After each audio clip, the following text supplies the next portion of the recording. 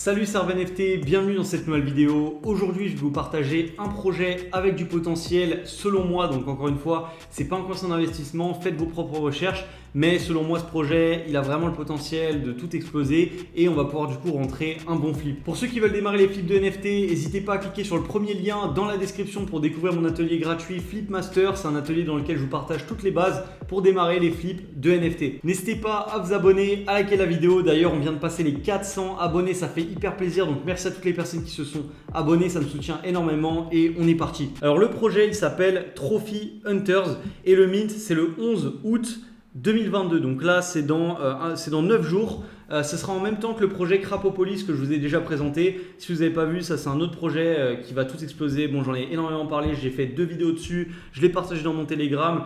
Il y a d'ailleurs beaucoup de personnes qui ont la whitelist grâce à moi, donc bravo à vous si vous l'avez. Du coup, c'est le même jour que Crapopolis, mais ça ne veut pas forcément dire, voilà, peut-être qu'il y a un projet qui va voler un peu la vedette à l'autre, mais les deux peuvent très bien marcher, à voir aussi en fonction des heures. Je crois que là, ils n'ont pas encore partagé l'heure du mint, mais il faudra faire attention à ce que ce soit pas... si c'est à la même heure, il faudra bien analyser pour voir quel est le projet le plus intéressant pour flipper tout simplement. Donc quel est le principe du projet? Vous allez voir que c'est assez unique, c'est assez inédit, qu'en fait ce sont des cartes. Vous voyez, donc là on a une carte et on a différentes spécificités. On a les cartes, on a différents matériaux. Donc là par exemple c'est une carte en or, on a différents personnages, on a différents numéros, différents signes. Donc là voilà, par exemple on a 5 en or avec une sorte de personnage de dragon avec le carreau rouge. Voilà. Et en fait l'idée c'est qu'on va minter les cartes. Donc ça va être payant, ça va coûter il me semble 0,09 le prix du mint. Et la moitié du prix du mint va aller dans un wallet communautaire, dans un coffre-fort. En fait, le but, ça va être de réunir 4 cartes de la même famille, donc c'est une sorte de jeu.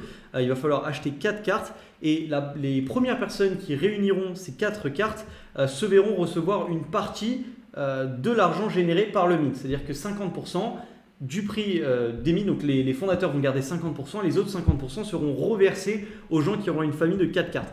Donc ça c'est hyper intéressant parce que déjà c'est du jamais vu, enfin on avait déjà vu les projets en stacking où par exemple on stack notre NFT, on a des récompenses parce qu'on est récompensé pour avoir stacké notre NFT, du coup comme on le liste pas, on le met pas en vente, ce qui fait que du coup ça fait un supply trade, c'est-à-dire que les gens ne vont plus lister parce qu'ils vont le mettre en stacking, du coup on sera récompensé par ça. Là c'est un peu le même principe parce que du coup les gens ils vont essayer de réunir des familles, donc ils vont acheter plusieurs cartes, donc les gens ils vont être incités à acheter plusieurs NFT de la même famille pour essayer de gagner le prix. Du coup il y a énormément de gens qui vont acheter, ce qui va logiquement, je dis bien logiquement, là le projet n'est pas encore lancé donc je ne peux pas le déduire, mais faire en sorte que les personnes vont acheter en moyenne 4 NFT pour essayer de réunir les familles, donc moins de flippers, donc plus d'achats, donc moins de listings, donc les gens auront une raison de hold. Donc tout ça, ça fait qu'il y a énormément de potentiel. Au niveau des abonnés sur les réseaux sociaux, on a plus de 240 000 abonnés sur Twitter, donc là c'est un des meilleurs projets, je crois même que c'est le premier. Le mint c'est le 11 août, donc c'est dans 9 jours. On a, donc j'avais déjà ouvert, on a le site juste ici. Donc comme je vous ai expliqué juste avant, on a différents prix, donc la première personne elle va recevoir 20 Ethers,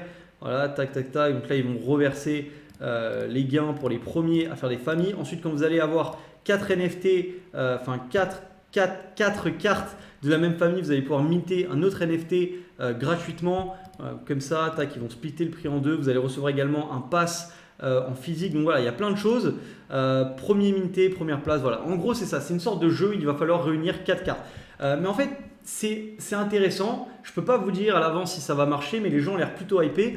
Et surtout, c'est quelque chose qu'on n'a jamais vu. Donc, c'est pour ça que ça me met en confiance. Moi, mon but sur cette collection, ça ne va pas être de réunir les 4 cartes pour essayer de gagner le prix. Ça va juste être de profiter de la pression d'achat sur la collection pour rentrer un flip en V, voire même un FOMO trade et essayer de rentrer un flip simple, en fait, tout simplement. Moi, je cherche juste des collections avec du potentiel, avec quelque chose d'un peu inédit et je fais rentrer mes flips. Je ne me pose pas les questions de est-ce que si j'arrive à réunir 4 cartes, je vais avoir le prix, etc. Il va y avoir trop de gens. Il faut mieux rentrer un flip, rester rationnel, profiter de l'effet de mode et passer à autre chose. Donc il y a une team doxée, donc ça c'est un bon point encore. Donc voilà, les gens ils mettent leur visage, ils mettent les liens vers leurs différents réseaux.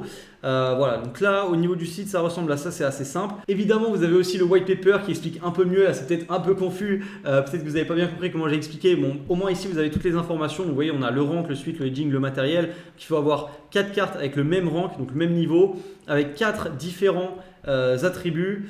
Ensuite hedging, donc là il faut avoir 6 hedging différents également.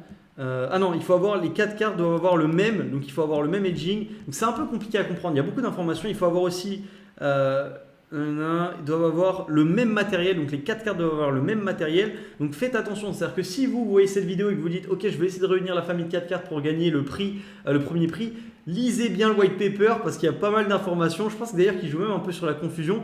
C'est un peu compliqué, mais voilà, renseignez-vous bien si vous voulez faire les familles. Sinon, si vous voulez rentrer un flip, dites-vous juste que c'est un projet intéressant. Faites comme moi. Après, c'est pas un conseil d'investissement, mais voilà, restez rationnel. Regardez juste s'il y a du volume et si c'est possible, rentrez un flip. Après, voilà, si vous avez envie de faire une famille, toutes les informations sont là. Ils font également des partenariats avec des influenceurs. Donc, cette personne qui a presque 400 000 abonnés. Voilà, donc ils repartagent ici, collaboration. Donc là, combien d'abonnés 93 000 abonnés. Après, c'est pas. Voilà, parfois, certains considèrent que c'est red flag, qu'il y ait beaucoup de partenariats. Moi, je trouve que c'est bon signe quand c'est avec des gros influenceurs.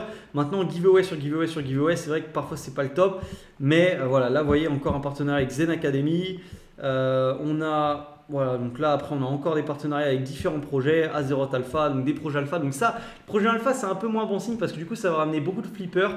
Parce qu'en général ceux qui sont les alpha calls ils sont là pour faire des flips. Donc les projets alpha c'est pas top. Mais vous voyez qu'ils font beaucoup de partenariats avec beaucoup de gens. Donc à mon avis lorsque ça va se lancer il va y avoir du volume. Après est-ce que ça va durer dans le temps? Ça c'est pas sûr, mais on verra bien le jour même. Bref, pour ceux qui veulent aller plus loin, n'hésitez pas à cliquer sur le premier lien dans la description pour découvrir mon atelier gratuit Flipmaster. En attendant, c'est la fin de cette vidéo. J'espère qu'elle vous a plu, qu'elle vous a été utile. Si c'est le cas, n'hésitez pas à vous abonner, à liker la vidéo, ça me soutiendrait énormément. Et puis moi je vous dis à très vite dans la prochaine.